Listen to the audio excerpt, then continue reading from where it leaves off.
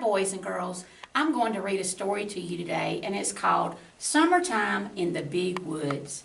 This story is from a series of My First Little House books. Summertime in the Big Woods, adapted from the Little House books by Laura Ingalls Wilder, illustrated by Renee Groff. Once upon a time, a little girl named Laura lived in the big woods of Wisconsin in a little house made of logs. She lived in the little house with her pa, her ma, her big sister Mary, her little sister Carrie, and their good old bulldog, Jack. It was summertime in the big woods, and the whole family was very busy. Pa worked hard all day long in the fields. Laura and Mary helped Ma weed the garden. They helped her feed the calves and the hens. They helped her gather the eggs. Summer was also the time for visitors. When company came to visit, Ma would do some extra cooking and cleaning, and there would be new children for Laura and Mary to play with. Sometimes Ma let Laura and Mary go visiting by themselves. They would walk across the road and up the hill to visit Mrs. Peterson. Mrs. Peterson's house was always very neat because she had no little girls to mess it up. She always gave Laura and Mary a cookie when they left, and they nibbled the cookies very slowly while they walked home.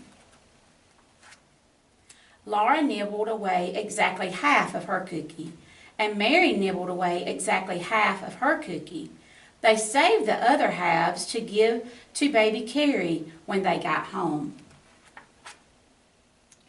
When the summer grass was tall and thick in the woods, and the cows were giving plenty of milk, that was the time for Ma to make cheese. Laura and Mary were always there when Ma made the cheese, helping all they could. They loved to eat bits of cheese curd. It squeaked in their teeth. One day, Pa came home at noon with a surprise. He had found a bee tree. The wagon was filled with buckets and pails, all heaping full of dripping golden honeycomb. For dinner, they all had as much of the delicious honey as they could eat, and Pa told them about the bee tree.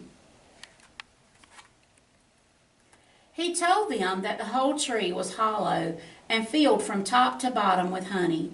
Laura felt sorry for the bees, but Pa told her there was lots of honey left for them. After dinner, Ma washed the dishes, and Laura and Mary helped. The dishes made little cheerful sounds as Laura and Mary wiped them. The windows were wide open to the warm summer night. Soon, Laura and Mary were tucked in their beds, listening to Pa whistling softly to himself. It had been another happy summer day in the little house in the big woods. I hope you enjoyed this story today, and just remember to go to the library and check out books to read this summer. Happy summer!